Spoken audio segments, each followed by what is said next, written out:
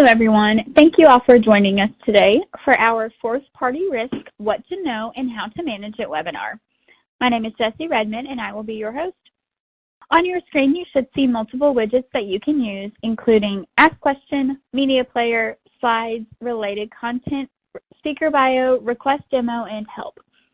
If you're not familiar with our webinars, all the widget boxes are resizable and movable, so feel free to move them around to maximize your screen space. At the bottom of your screen in the toolbar are icon buttons you can use to show and hide those widgets. You can expand your side area or maximize it to full screen by clicking on the arrows in the top right corner of the widget. If you experience any issues or have technical questions, you can use the Help widget or submit them along with any other questions through the Ask Question widget. Don't worry, we do capture all questions throughout each session. We will be answering some during the webcast, but those that we do not have a chance to answer live, we will address with you via email. Today's live session is eligible for 1 CPE credit. If you wish to receive this credit, please remember to answer all of the polling questions that will appear on your screen during today's presentation. You will also be sent a follow-up survey link 24 hours after the live session that will need to be completed in order to receive the CPE credit. With us today, we have Hillary Dewhurst, VinMinder's Head of Third-Party Risk, Education, and Advocacy. She will discuss leveraging your due diligence process to discover hidden fourth and nth-party risk, and will help you understand the specific roles and responsibilities both you and your third parties have in managing fourth-party risk. You'll see a link to a copy of today's slide deck, a link to our website, a link to our samples library, links to our fourth-party due diligence questions, what to ask your third-party infographic, our how to write fourth-party vendor requirements into the contract infographic, our vendor due diligence checklist, as well as a link to our library of additional resources, all within the related content widget. With all that being said, I'll hand it over to Hillary. Hillary, the floor is yours. Well, welcome everyone to today's webinar where we are going to be talking all about fourth parties. And we're going to start off with just defining what a fourth party is and really talking about some of the risks they pose to your organization. We're going to walk through some actual examples of fourth parties, and then we're going to talk about how to use due diligence to identify and manage those fourth party risks. And we'll also talk about other challenges and solutions that might come up during this process, as well as what regulators expect around this process. And then we'll wrap up our session today with some key takeaways and some more Q&A. So let's jump right in. Now, one of the first things we have to do here is we have to define what a fourth party is.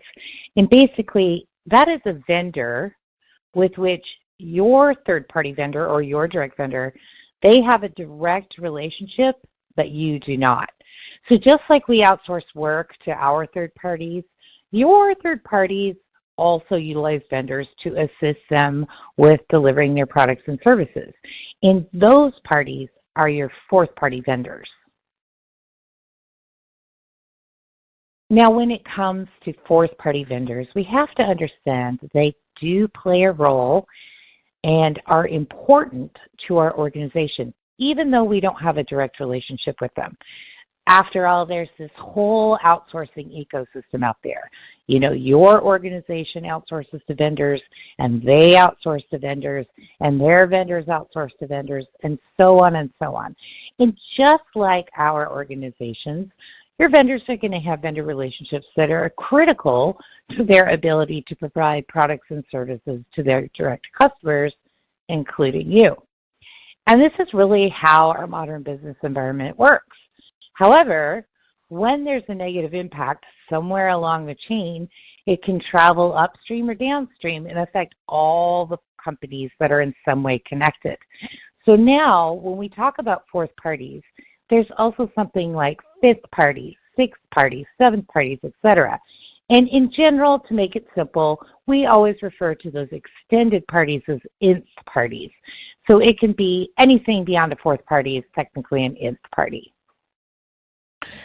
So let's illustrate this concept and think about our organization. This is our own little vendor universe right here. We have our specific vendors, and for the purposes of this conversation today, we're really going to focus on just those vendors that are critical to the organization or that are high risk but also key to the operations. So let's just take a look. Right now, we have our collection of critical and high risk vendors, and this looks fairly controllable, not that many, right? But this is what your vendor risk management universe really looks like. So we have all of our vendors, and they have all of their vendors, and their vendors have vendors, and so on and so on. And you can see that this really is an ongoing chain that's exponential of potential risk. Now, I'm going to say this really clearly right now, and you'll hear me reiterate it several times during the presentation because I think there's a lot of confusion about fourth parties. And so let me clear it up. The first thing is that you do not have direct relationships with your fourth parties. Those relationships belong to your third parties. Okay? And as such, it's your third party's obligation to manage those vendors. It is your organization's obligation to be aware of, monitor, and manage risks related to those fourth parties. So you don't manage the vendors, you are monitoring and managing the risks, okay? That's very, very important because as people have become more aware of fourth parties and the need to really include them in our risk consideration, a lot of people are mistakenly assuming that that means that you're going to go out and pull them into your vendor inventory and that you're going to be doing all this due diligence. That's not the case, okay? That is the responsibility of your third parties. So in this presentation, we're obviously talking about fourth party risk. And as we saw in the previous slide, that universe, that world of risk of fourth and its parties is virtually endless and exponential.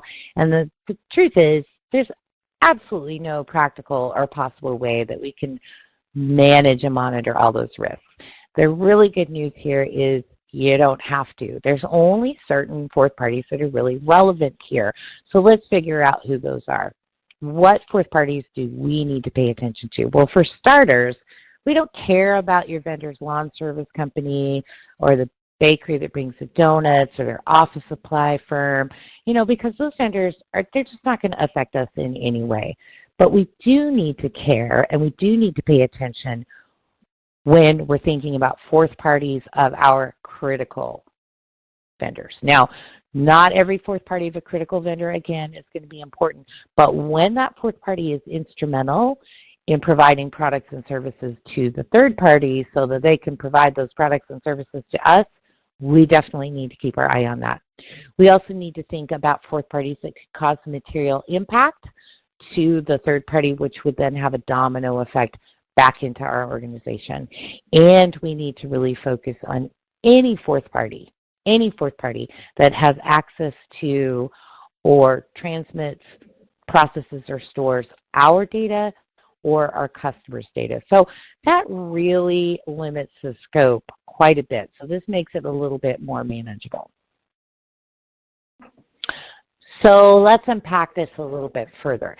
Here are 4 common situations where a fourth party vendor is going to pose risk to your organization.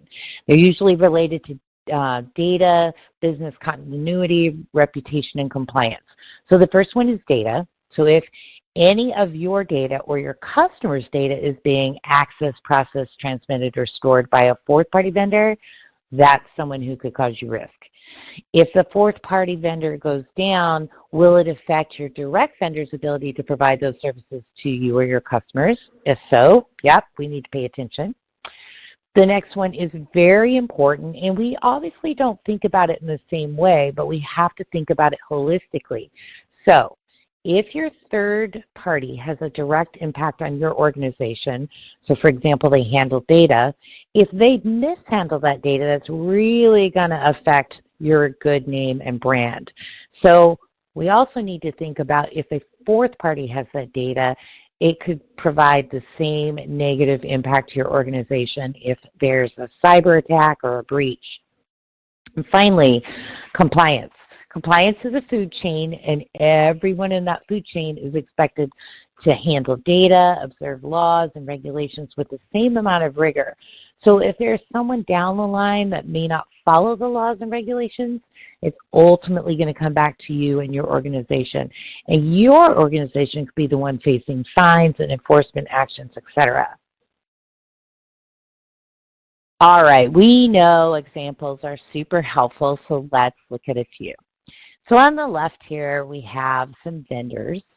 The first one is a software as a service provider that happens to be critical to our organization. So we actually probably all have one of these because it's very common that we have these software providers that actually host sensitive and confidential data.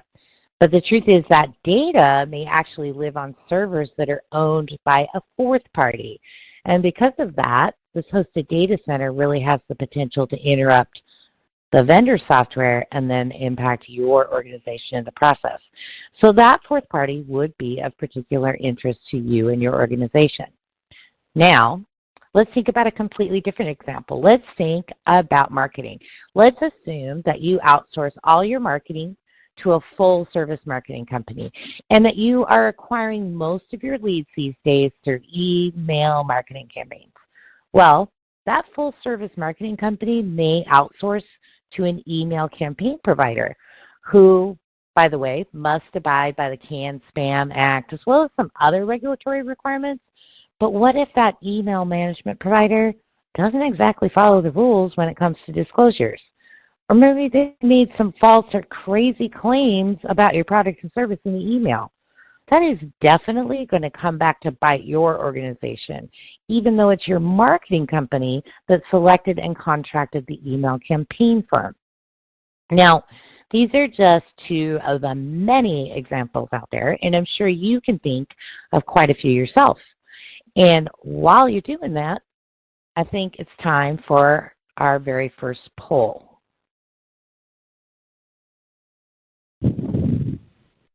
And this brings us to the first poll question of the day. You should see the poll question now in the slides area. If you have any issues, please feel free to send us a message using the Ask Question widget, and we will be happy to assist. As a reminder, if you wish to receive the CPE credit for today's session, you must answer all poll questions and be in attendance for the entire live session. This poll question is, does your organization require your critical and high-risk third parties to disclose fourth parties that are essential to their delivery of products and services to your organization? Yes, no, somewhat, or not sure.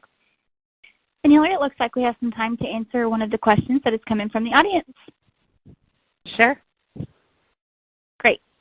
My compliance officer said that we don't need to worry about fourth parties since we don't have a contract with them.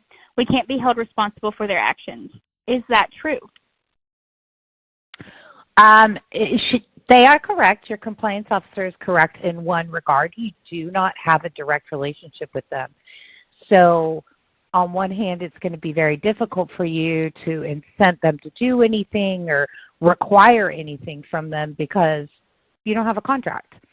But that doesn't mean we don't need to care about them or manage them. And the best way to do that is through your third party. Remember, your third party or your direct vendor is always responsible for managing their vendors in a way that will meet your standards.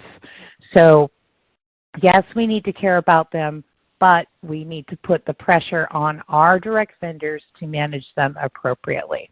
I hope that makes sense. Thanks, everyone, for answering that poll question. Here are those results. By the way, you may have noticed reactions such as a thumbs up or heart coming across the screen. If you find this feature distracting, you can turn it off by clicking the 4 arrows in the top right-hand corner of the Slides widget, which will expand the slides to full screen and no longer show the reactions.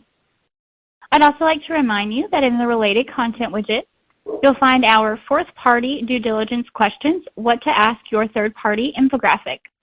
Although you don't have a direct contract with your fourth parties, it's essential to understand how your third-party vendors manage their risk, and this infographic shares questions you should ask to verify that information. With that, Hillary, back to you. Okay, now that you're familiar with the concept of fourth parties, and maybe you've started to think about some that might be particularly relevant to your organization, we can start thinking about how to address or manage some of those fourth party risks. Now, one of the very first things we can do right at the beginning is to always ask our vendors to disclose and provide a list of all their vendors that are either going to access or use your data or that are instrumental in providing the product and service to your organization. Make sure you know who those fourth parties are, what they're providing, and where they're located. And this isn't something we just need to do at the beginning of the relationship, but we should also ask them to refresh this list whenever we do our annual risk reassessments and due diligence. Now, most of your larger vendors these days are going to have experience with their clients requesting this information. I mean, after all, we had a lot of supply chain interruptions that were generated out of the pandemic, and it's basically ongoing at this point. So I think it's fair to say that most of the vendors are going to understand why you need the data. Still, you might get some pushback on occasion. If that happens, I really recommend just sitting down with the vendor and explaining the role of third-party risk management and how their fourth parties, your fourth parties rather, could negatively impact your organization. You know, of course, you're going to have a lot more leverage to collect this information if you haven't signed the contract already, but even for those existing vendors, just letting them know this is a requirement should generally be enough. Now, as part of getting information, you could certainly add some questions to your existing due diligence or vendor risk questionnaire. You might ask them, like, how often are you reviewing business continuity and disaster plans? Are you looking at SOC reports? And do you make sure that your vendor has policies in place for data retention, destruction, classification, and privacy? You know, all of these are very important questions. You know, make no mistake. We do really need to know what's going on, and we need to know that those vendors are being risk assessed and managed properly. Now, while we're putting these questions in your vendor risk questionnaire is actually recommended, there is a lot more that we can do and should do to minimize fourth-party risk. So let's look at some of the ways we can do that more effectively. The truth is that, yes, you can add a few questions here and there to your vendor risk questionnaire, but the most effective thing to do is to add third-party risk management as a separate risk domain within your vendor risk reviews and due diligence. And this is really important because we want to make sure that we fully understand what they're doing, and we need to know that they have the right risk management practices and controls in place to manage those fourth parties. Now, a lot of organizations are already including this in their due diligence or have plans in place to do so. But if you haven't started doing this yet, there are some practical considerations we need to tackle first. The first one is we need to figure out what questions we're going to ask in the vendor risk questionnaire, and we need to establish a standard list of documents that we're going to ask the vendor to provide to serve as evidence for their risk management practices and controls. So, for example, we'd want to see their risk management policy, their list of critical vendors, their methodology for risk rating, how they determine their vendors are critical. You know, those are just a few examples. We also, before we implement this as due diligence, need to identify who is going to serve as a subject matter expert to review all this information and provide a qualified opinion on it. Chances are it might be you, so that we want to make sure that we do have the right bandwidth and expertise to fulfill that role. So clearly, it's just not enough to ask your vendors if they have a third-party risk management program or process. No, we need to definitely dive into those details because we want to understand exactly what they're doing with their own third-party risk management program. You know, we need to know if they're risk assessing their vendors and if they conduct due diligence. Do they manage vendor performance? And are they periodically reassessing the risk of the vendors and updating due diligence as well? You know, how do they monitor those vendors, for example? We also want to know how they manage vendor issues internally. And finally, they should, of course, be able to provide evidence to us that they have effective processes. That could be the vendor list or the vendor due diligence documents on file, the policy, etc. While all this is sort of a bare minimum, we do need to make sure we understand who is responsible within their organization for vendor risk management, and if the program has ever undergone any audits or formal reviews to test its effectiveness, right? It's one thing to have the program, but if nobody's actually put eyes on it, it's hard to say whether or not those controls are going to be effective. All right, and just like we do with any other risk domain, once we've looked at all of the information and considered the answers, we need to determine if those risk management practices and controls are going to be enough. Okay, is it good enough? We also need to consider if any of those critical fourth parties are going to require any additional attention or scrutiny from our organization, right? So do we trust the vendor to take care of it, or do we want to keep our eyes on it? And then the last thing to consider here is, again, these are not our direct relationships, so how are we going to capture and monitor this information internally so that we can keep our eyes on it? Are we going to keep a separate master list of fourth parties, or are we just capturing them within the vendor record? How are we updating that information? All of that needs to be determined as part of your process. All right, assuming that you've gone through and you've looked at the vendor risk questionnaire and you've looked at their questions and you've seen, their documents showing their processes, don't forget to request additional evidence that, in fact, there are specific risk assessments for those fourth parties. So let me look at the risk review. We also want to make sure that when we have our quarterly performance reviews with our direct vendors, that we carve out a section of the agenda to really focus on those fourth parties and discuss them, make sure they have acceptable performance and make sure they are practicing really good risk monitoring as well. It's a good idea to understand when those contracts for those fourth parties are renewing, because it may signal, a potential change that you need to be aware of, etc. All right, we're going to spend a few minutes here because this is probably the more likely scenario that you find out that your vendor doesn't have any, or they don't have good third-party risk management practices. So what can we do then? Well, let's start with the very first thing. Let's pull that contract out and review it with our legal department. We want to see if there's any leverage that we can get from the contract. Maybe there's language in there that we really haven't applied, or there's something in there that we can use to legally obligate that vendor to move the direction we want to go, which is having good third-party risk management practices. Now, even after we've done that, we still need to sit down and discuss the issue with the vendor.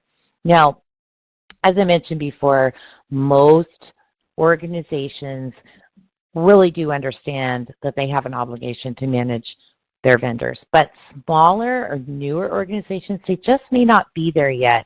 And we need to talk them through it. We need to really get them on board and use our contract when possible to achieve those behaviors and practices.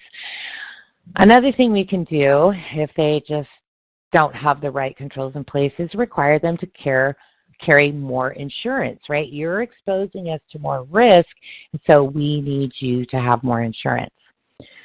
We also want to make sure that we are always reporting these particular issues to at least the enterprise risk management team or the risk committee. We want to have eyes on this issue, and we want them to know that we are aware of it and that we're actively addressing it. Whenever possible, let's say your contract doesn't give you any leverage, the vendor's not really playing ball, let's see if we can amend the contract and require them to implement the TPRM practices. Now, this may take a lot of negotiation and it may take a lot of time, but some action is better than nothing. We also want to very carefully consider, and this is a bit controversial, if our organization should be conducting any due diligence on the fourth parties themselves. Now, The reason I say this is controversial, I personally am not a huge fan of this because the reality is that we don't have the direct relationship with that vendor. We don't have a contract. We have no way to legally oblige them to provide us anything. But let's say that they're really great and they actually say, okay, sure, here's our data. And you go through and you do a risk review. What happens when you find an issue or a remediation that must be made? You still do not have the leverage. And the bottom line here is that all of these strategies and stuff can really boil down into one fact, and that is that your third parties are responsible for managing your fourth parties. So they are on the hook for doing that due diligence and risk assessment and monitoring, and we need to hold them accountable. Now, we can, however, monitor that fourth party. We can add them to our list of vendors that we keep our eye on, and maybe if we use those risk alert monitoring services I love to talk about, we can just add them in and we can be getting more targeted and relevant information. We can get it in a timely fashion, so at least we have the benefit of visibility. And you know what? If none of these things are working, we really need to think about what our alternative solutions are. Are we going to replace this vendor? Are we going to just accept the risk? You know, what can we do? We can't just do nothing. We have to figure out how we're going to treat and manage this risk. And it probably goes without saying, but if you're experiencing these issues, your contract's not great, don't renew it until you've put those amendments in, right? You will have no hope of getting any change unless it's in the contract.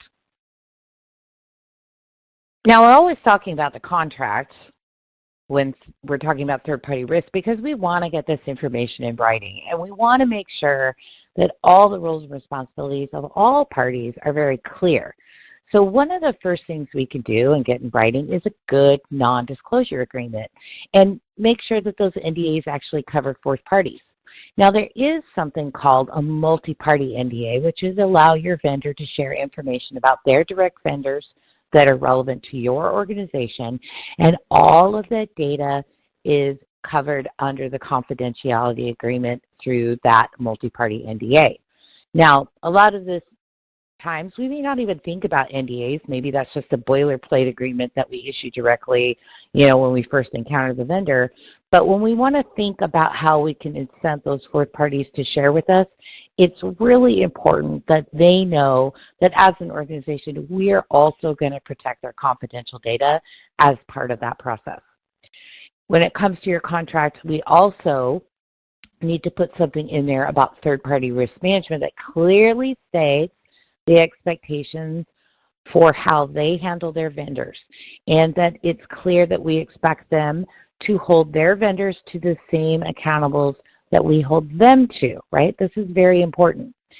We also talk a lot about right to audit clauses in your contracts because these are probably one of the most useful terms you can write into a contract because it basically means that when we want information, you have to provide it to us. So make sure that your right to audit terms also include fourth parties. Now, we also have something that we'd like to add into contracts that can help us protect against this fourth party risk, and that is making sure that the vendor notifies you in advance before they engage a significant fourth party or when it's going to be instrumental to delivering your products and services. So let's assume you have a critical vendor and they're going to get a new critical vendor on board. They need to let you know before they actually engage them or they sign the contract for that. Now, depending on how your contract is written between you and your vendor, you may even have additional conditions that require the vendor to get your consent in writing.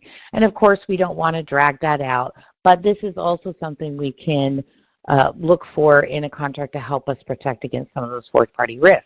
Now, however you add that in, I'll leave that to you, your organization and legal department to figure out what's best. But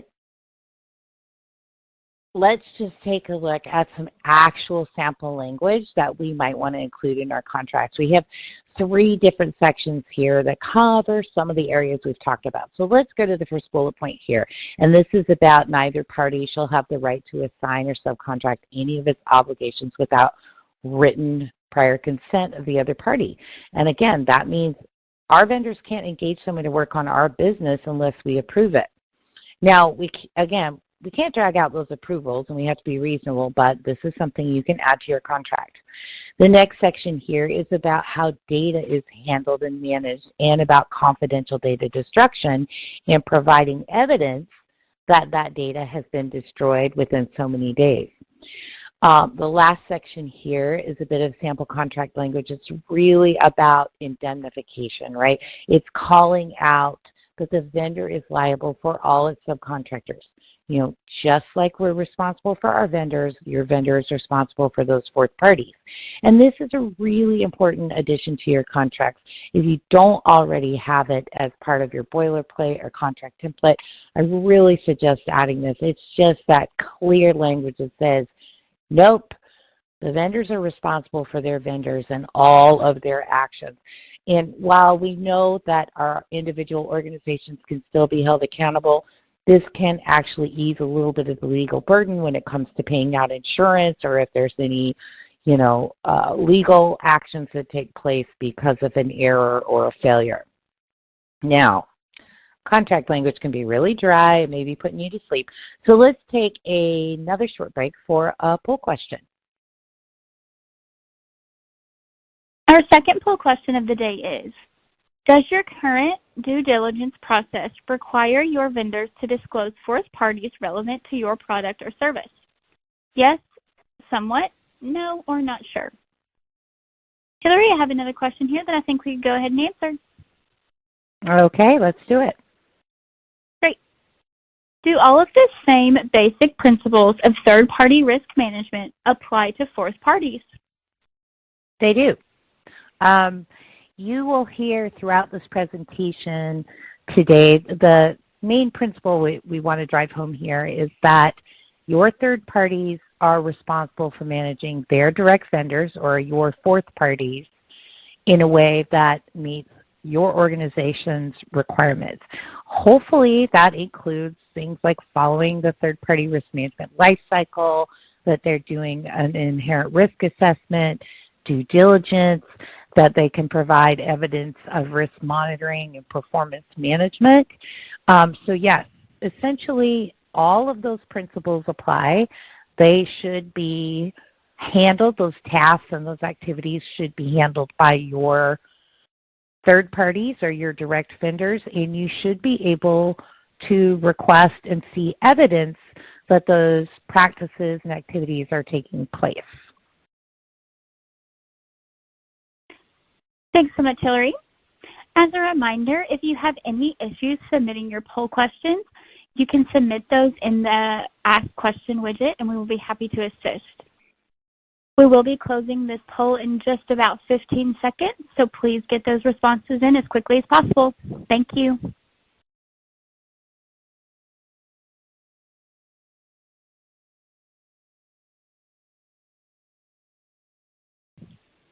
Okay, here are those results. Thanks again, everyone, for taking the time to answer the poll. I'd like to quickly direct your attention to the related content widget, where you will find our How to Write 4th-Party Vendor Requirements into the Contract infographic. As we just briefly discussed sample contract language, this resource is a good option to review if you'd like to expand on that topic. Okay, Hillary, let's continue with the presentation. All right, let's turn our attention to some of the challenges or some of these common issues that we have when we're dealing with 4th-party risk. And the first one is concentration risk. So there are vendors that almost everybody uses, and a good example of that might be Amazon Web Services or AWS, cloud service provider. And there's a good chance that your organization is using AWS and that a lot of your vendors are using them also. Or, maybe you have several other 3rd parties engaging the same 4th party. And this is what we refer to as concentration risk. So what do we do? Well, the first thing is we need to document the risk and the potential impacts if the fourth party fails. Now, keep in mind those impacts may vary slightly depending on the product and service, but we do want to identify the risk and we want to think about those impacts to our organization, especially our operations, or anything that would affect our customers. Because this is a significant risk, we do want to make sure that it gets included in our enterprise risk management inventory, that it's being reported to the risk committee, because we want eyes on this and we want people to be aware of it, and we want to make sure that we're actively managing this risk to the best of our ability. In some cases, your organization may determine that that concentration risk is just too much and decide rather to take specific actions like pursuing a different vendor or asking the vendor to potentially think about a different fourth party or diversifying the products and services across multiple third parties. We also might think about even increasing our own organization's insurance to cover any potential shortcomings in coverage should that vendor fail. Now, we also want to make sure that we have a formalized risk acceptance from senior management. And why do we want to do that? Well, if there's a failure, we need our auditors and regulators to know that it wasn't a miss on our part and that management did decide to accept the risk after a careful consideration and that the decision wasn't made lightly. It's also a very good idea to monitor negative news. And again, if you use a risk alert and monitoring service, consider adding that fourth party to your list of monitored vendors. Now, big issue, not just with third parties, but fourth parties as well, is, hey, they just don't want to give you any data. So we talked about a multi-party NDA a little bit earlier. This can be a great way to help those fourth parties understand why you need the information and how you're going to protect it.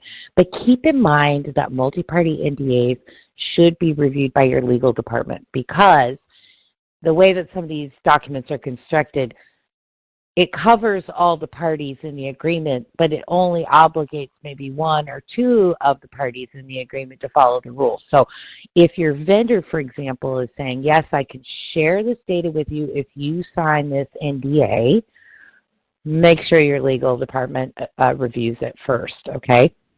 The other thing that you can do is to ask for redacted information, like, okay, I know you don't want me to see all the details. Maybe you can redact it so I can just get a general idea, a general sense of comfort about what is going on here.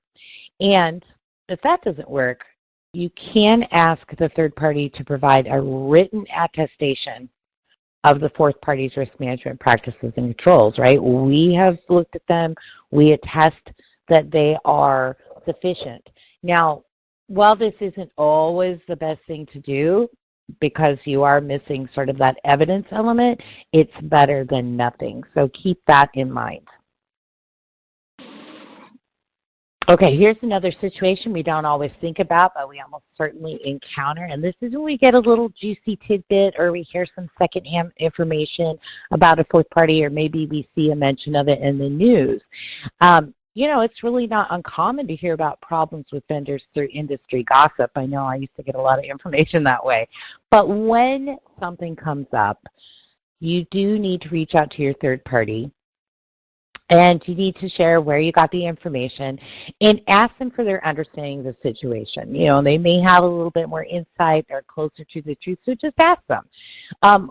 If it's something serious enough, you will probably want to ask them for a written response or mitigation plan and make sure that there's a formal follow-up with specific timing, right? So, hey, we know there's an issue. This is what our organization is doing to address it. We will provide updates at X intervals, and, you know, here's the timing that we should expect the resolution. Now, of course, as with all issues, we need to use some judicious thought and really consider when it's appropriate to inform senior management and the risk committee. I think that would be any time it involves one of your critical vendors, just full stop. There shouldn't really be a big debate about that. We want to monitor the news media for updates. So that's one of our sources, right? Put that Google News alert up. But again, if you're using those vendor risk alert and monitoring services, go ahead and add that fourth party to your inventory of vendors that you monitor. Because the truth is that sometimes those services, because they're real time and they really do have expertise in the specific risk domains, you might be getting better information sooner than you might get from your third party. So really consider those services if you're not currently using them. Now, we know that we have to keep our eyes on fourth parties because it's going to help us protect our organization from all sorts of things, from operational interruption to reputational damage. But one of the things that we're all very concerned about if we're in a regulated industry are those expectations of the regulators. So what do regulators in general require when it comes to fourth parties? Well, here's the frustrating thing about most regulations. They're just prescriptive enough to help us know what we shouldn't do, but they're not always direct enough to tell us what we should do. And in general, your regulators expect you to have effective third-party risk management practices, which implies that you are holding your vendors accountable for holding their fourth parties accountable to the same standards and expectations that your organization has to meet. So, yep, that's pretty vague and pretty big. But let me talk about 3 things you can do to really help an auditor or regulatory examiner understand that you are actively addressing fourth-party risk. The first thing is that we want to make sure that we have identified and documented any of those fourth parties that are supporting any of our critical processes or that handle data, right? So at a bare minimum, we need to know who they are and have that documented. The next thing is to ensure that the contracts specifically for critical or high-risk activities include the language that legally obligates the vendors to have sound third-party risk management practices and controls, and that they're appropriately holding their vendors accountable. The last thing we want to demonstrate is that we periodically audit our vendors' third-party risk management practices, and that we have evidence of risk assessments, due diligence, and monitoring for those critical or high-risk vendors that are instrumental in our vendors' ability to provide products and services to our organization. So those are 3 strategies you can employ to really help your regulators understand that you're on it. So this brings us to how we actually manage all that data that comes with understanding our fourth parties. You know, this is way easier to talk about sometimes than it is to actually do, because it's hard enough to manage your standard vendor data, especially if we're doing it in manual processes. So here's what you need to focus on. You do need to have a list of those relevant fourth parties and why they're relevant. And much like we recommend understanding your vendor's inherent risk, we need to understand the inherent risks of those fourth parties, you know, enough to say why they're relevant. With that, it's really beneficial to be able to see where you have any overlap. We used AWS as an example, and an effective third-party risk management program will know how many of their vendors rely on a particular organization. So to do this, you need to capture that information in the best way that you can, in a way that is repeatable and reportable, right? And one thing I do want to call out specifically, if you do have fourth parties that are accessing, transmitting, processing, or storing your data, you should also have an inventory of exactly which data components they have access to. So are they capturing social security number, driver's license number, date of birth, email, mailing address, etc. This can be incredibly important when there's a breach or some sort of failure. You can instantly know what might be at risk, which components of data might be at risk through that fourth party. Now, I think we are ready for our very last poll of the day. Our next poll question is, does your organization currently contractually obligate your third parties to notify you of any new business that could potentially have access to your customers' data? Yes, no, or not sure. Hillary, we can go ahead and answer another question from the audience. Okay. Great. Can you share any ideas on how best to track or organize our tracking of fourth parties? Okay, so there's a couple ways you can approach this. First of all, you need disclosure. So I would start with all your critical and then your high-risk vendors and ask them to disclose those fourth parties or their direct vendors that are instrumental in providing products and services to you. So that would be the first piece of information I'd request. I'd also request information about what it is that they're doing and why it's essential. And then I would keep that information not only with the vendor record, but I would also create a secondary list so that you can see all the fourth parties that might be able to impact your products or services. And one of the reasons I would keep a master list is to look for concentration risk among those fourth parties. So, for example, we may have 5 or 6 of our critical vendors using the same cloud services provider. In that case, we would know that there's some additional concentration risk with that fourth party, and we would need to track and manage that, probably add that fourth party to our risk monitoring and alerts efforts. Maybe if it's severe enough, look at a risk exception or acceptance process rather that we would get from our senior leaders. But the first thing is ask them who is essential, what it is they're doing, and then keep that list. Keep it updated and manage it. I hope that helps.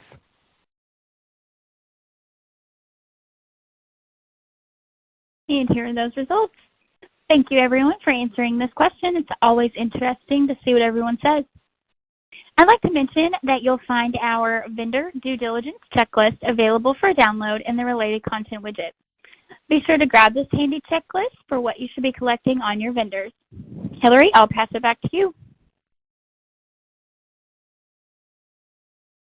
All right, so we can wrap up with some key takeaways. And a lot of these things I've reiterated multiple times, but just one more time for fun. Set your expectations with your vendors up front from the minute you start engaging them or your vendor owners are engaging them. Make sure they understand that these are expectations that you have for them, and this is what makes a good vendor for our organization. Look at those contracts. Make sure they include that language and cover key provisions like breach notifications of a fourth party, not just for the third party, but of the fourth party as well. Make it a requirement that vendors disclose relevant fourth parties. So any fourth party that is instrumental in delivering the third party's product or service to you, they have to disclose that. Put that third-party risk review as part of your due diligence. I don't think we need to cover that any further. And always request evidence. Just looking at process documents is not enough. I want to see an actual risk review. I want to see your inherent risk assessment. I want to see your criteria for critical vendors. Make sure that when there are material fourth-party risks that you are reporting them to the senior management, enterprise risk management, risk committees, or even the board when appropriate. This is part of our job as third-party risk managers, is to keep the right people informed so that they can make decisions based on the organization's risk appetite. And then, of course, let's monitor these significant fourth parties the best way we can. Optimally, that's using risk alert and monitoring services that really narrow down on things like financial health and cybersecurity. But if we can't do that, let's set up some internet news alerts, really go out there and actively look for information periodically. All of these things are going to help you better manage those risks of fourth parties without actually managing the fourth parties themselves. Now, thank you, everyone, for your attention today. I hope you got a lot out of this. I hope you feel more prepared to go out and tackle this issue. And now I think I'm going to turn it back over for some more Q&A.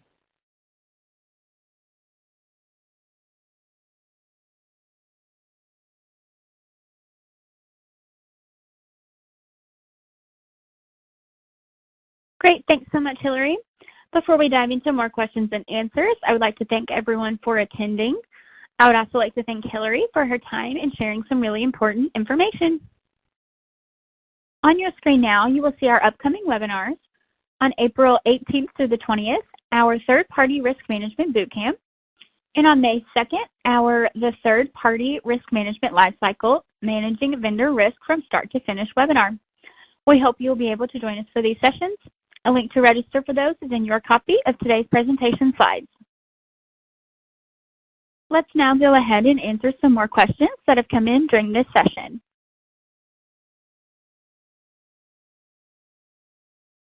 Okay, Hillary, this next question is, if we use a company as a third-party vendor, but they outsource mailing disclosures through another fourth-party company, we don't have a contract directly with the fourth-party company.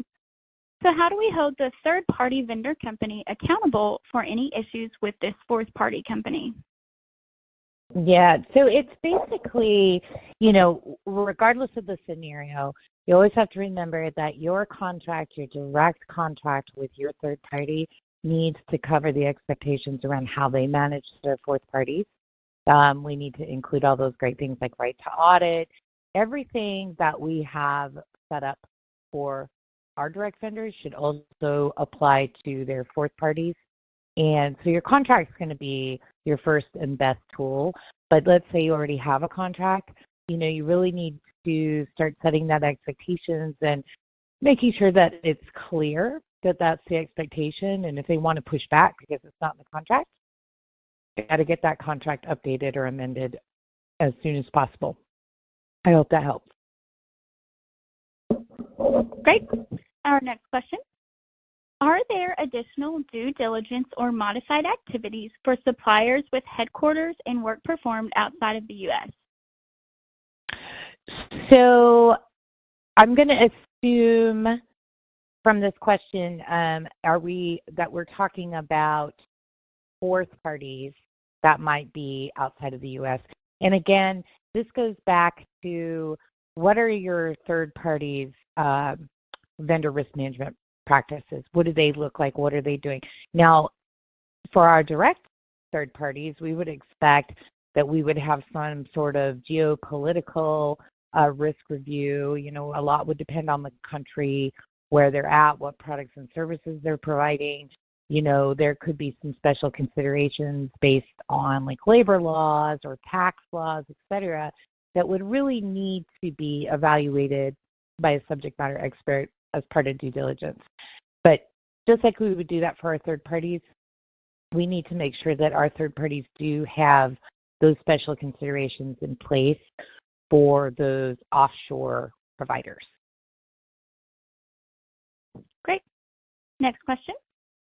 How do we determine material versus non-material fourth parties? And who should determine the materiality of subcontractors, us or the third party? So as much as it's going to make some of us uncomfortable, we have to depend on our third parties to tell us who's material, because they know their vendor list, they know what their subcontractors are providing for their products and services and how they would impact that ultimate product and service delivered to our organization. So we really do have to depend on that. Now, it might help if you're having this conversation for the first time to really define that, write that down, like this is what this means, this is what we're looking for. And of course, include anything around, hey, do they touch our data in any way? We need to know who they are. And as far as determining materiality, that really is up to your third party, because after all, if they decide something's not important and it creates a big impact to you down the line, they're basically on the hook.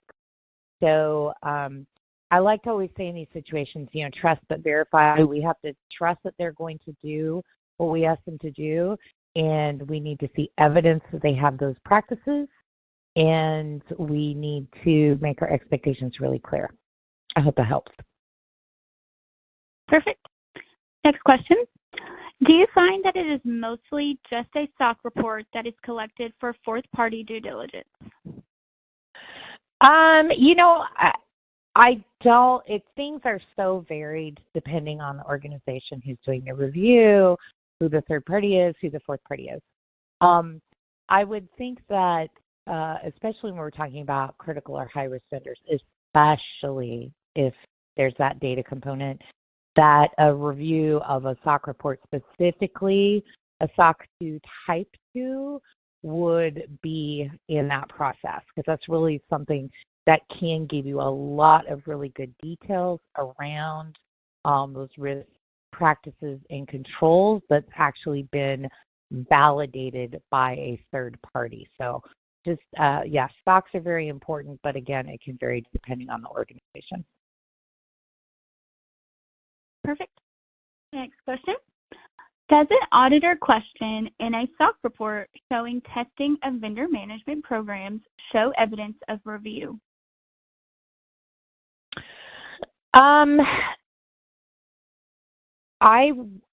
From a SOC report standpoint, just to quick, 5-second list on SOC reports. So a SOC 1 generally is the auditor validating that the control exists, right?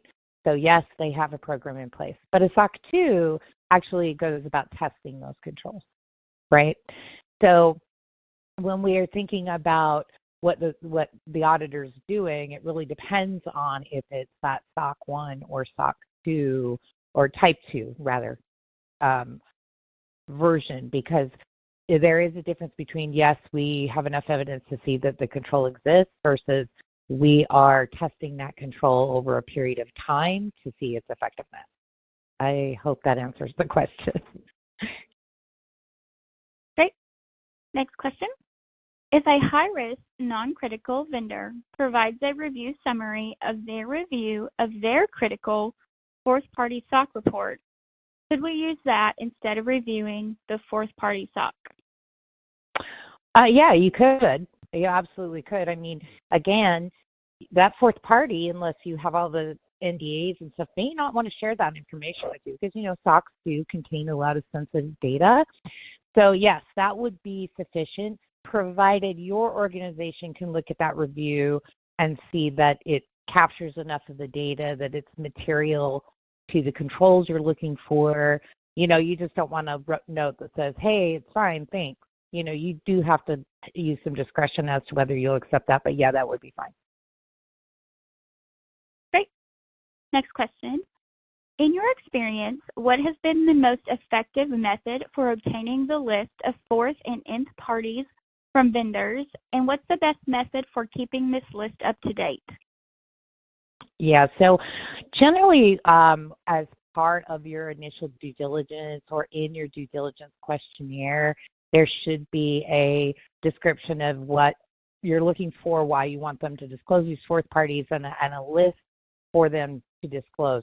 Now, one thing I want to make sure that we are really clear on is that they're giving us as much information as possible, such as the full legal name of the entity, the location where the services are being provided, because if it's an international company, we may have different concerns if the products and services that we are going to eventually depend on through that chain are overseas, and we want to make sure that we understand how they're risk rated within that organization.